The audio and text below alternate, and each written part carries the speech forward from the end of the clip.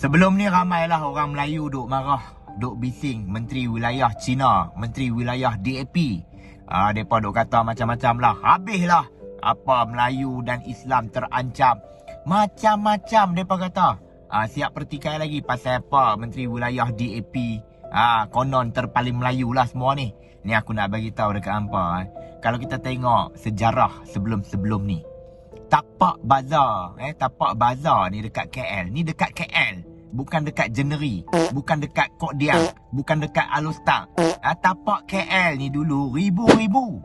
Geng-geng persatuan, geng-geng Ayahanda, Tok Nda apa semua ni yang konon terpaling Melayu ni. Depa ni cah punya makan punya banyak. Punya makan punya banyak. Jadi ini masalahnya. Kata nak bela Melayu, tapi puak-puak ni juga yang hentam Melayu punya duit. Ini masalahnya.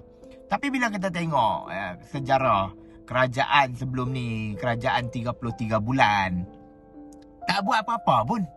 Tu, ada PAS tu. Ada puak-puak lebay.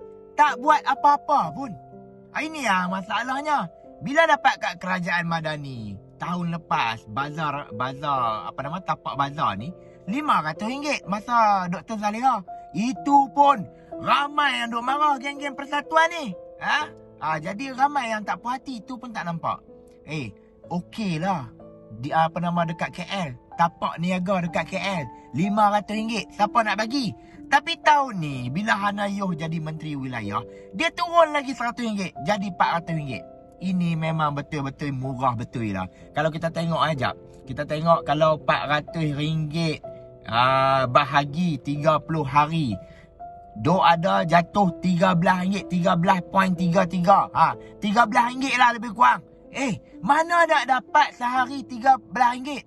Mana nak dapat sehari RM13? Habaq mai. Apa-apa pun, terima kasih banyak-banyak Menteri Wilayah. Terima kasih Kerajaan Madani. Kalau bermanfaat, hampa share video ni dan komen yang positif.